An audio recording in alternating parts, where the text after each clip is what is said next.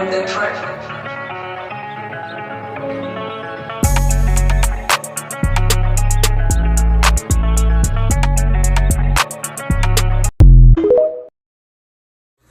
What?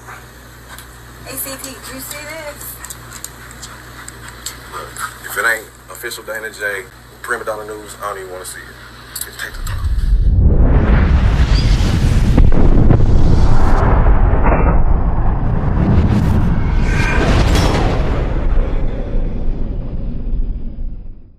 It was last week when Ladario Gordon was captured on video as officers moved in to arrest the man accused of preying on children while also leaving a community on edge.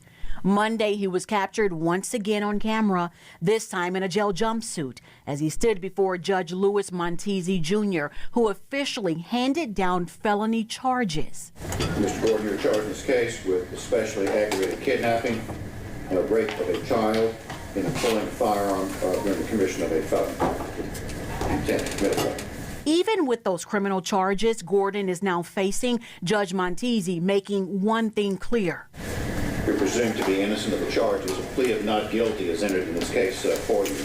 Gordon was also assigned counsel Monday. Public Defender Elizabeth Sharon met with him for the first time moments after being appointed, talking for several minutes. As things stand, the 29-year-old is charged with kidnapping at gunpoint before raping a 12-year-old girl who was walking to school near Silver Street mid-April.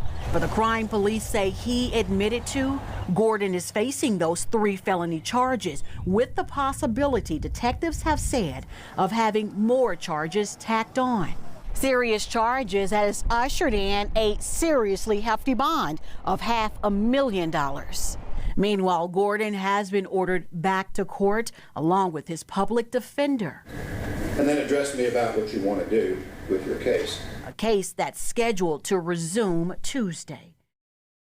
Strange how the law works, and no matter what the allegations are against certain individuals or the threat they pose to the community, it's mighty strange they can get a bond and people can use the fact that, hey, bonds aren't supposed to be used as a punishment considering you're supposed to be presumed innocent, right? Now, I guess they're going to skip past the fact that even though this man is pleading not guilty, they clearly indicate that he has admitted to alleged crimes that they've accused him of.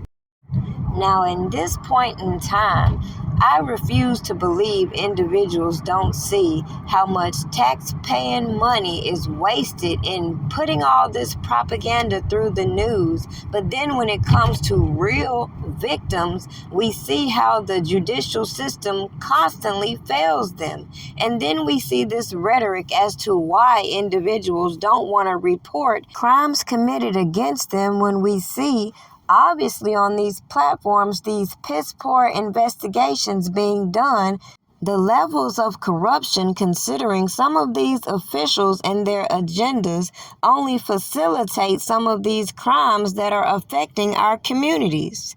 Stay tuned tonight as I go live, and I'm going to make this video make sense as to why I push content around these trending topics that give light to the problems within our community, that show you the hypocrisy our so-called black community has when it comes to reporting crimes, snitching, and actually pursuing justice when it comes to this Black Lives Matter propaganda. Now, clearly, all of the unreported facts that went on in the case against Robert Kelly revealed the major point that I have with all of these predators that are in our community that go under the radar as we are so entertained by propaganda, fake news, and other individuals with agendas behind their allegations. Yet why is it real victims who actually report their crimes have to suffer and don't have the financial backing to pursue the justice they may need because so many other resources have been wasted pursuing bullshit? Somebody make this shit make sense. More now on that breaking news we first brought you at the top of the hour. Cook County prosecutors dropping state charges against singer R. Kelly. Jim and Erica, exactly. The reason the charges were dropped is because Kelly is already convicted in 2 separate federal cases. He was sentenced to 30 years in New York, and he'll be sentenced next month here in Chicago and faces anywhere from 10 to 90 years in that case. Since he is facing so much time in prison, Fox said that really factored into her decision not to move forward with the cases. Now, the 4 cases brought by Kim Foxx's office here in Cook County accuse Kelly of sexual abuse or assault, and those charges were filed back in February of 2019. The announcement came following a renewed interest in the case after the airing of the Lifetime docuseries Surviving R. Kelly. In New York, Kelly was convicted of federal racketeering and sex trafficking charges.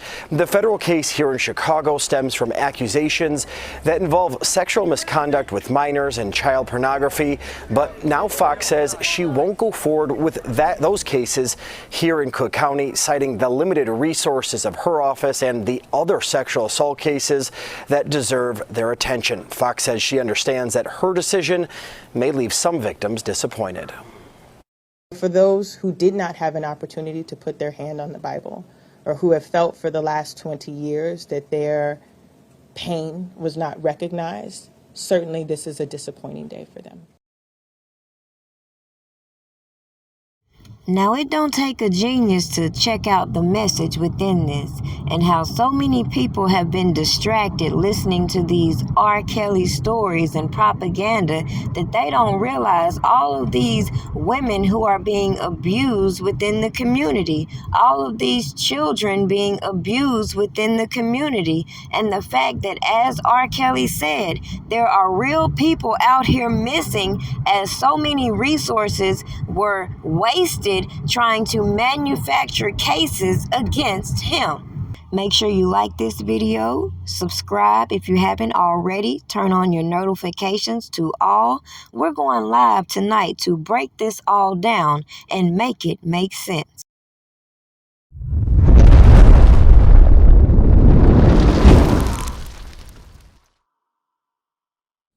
I don't care what's going on. I'm going to promote my small business. Even if I'm not getting any likes, I'm going to be on here promoting my small business.